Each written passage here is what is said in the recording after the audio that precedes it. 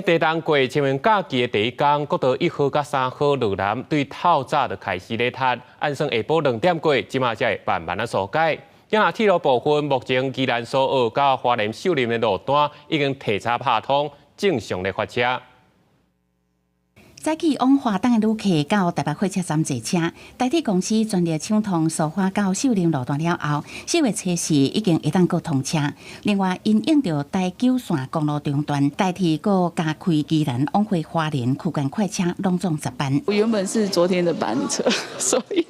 我就延到今天，就是在延后买票。怕一开就有落石之类，回不了家，有点怕。 强烈地动拍乱东台湾的交通，一定往东部的旅客减少。高速公路局嘛取消国道5号石碇到平南入口封闭的措施。西部国道路南伫早起5点开始进行高承载管制，暗过扫望出外的车也是真多，真侪路段拢塞车。新竹湖口路段时速拢伫20公里左右。高速公路局预测下晡2点了后，都会渐渐疏解。今日是主要是以南向的车流为主。 因此，在西部国道的部分，往南部地区的民众建议是在12点之后出发；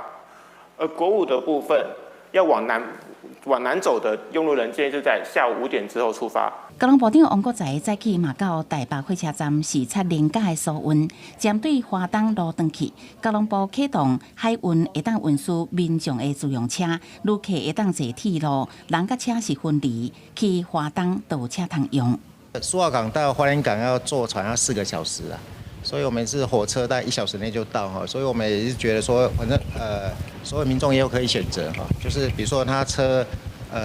拖这个船运，然后他坐火车到另外港口那边等待。对于初三捌出现大批民众伫上山甲台中机场伫等飞机要去花东，交通部表示，初4早起已经阁飞一班往花莲的加班机，因为铁路已经抢修通车，预估连假期间往回花东航空疏运量能应该是有够。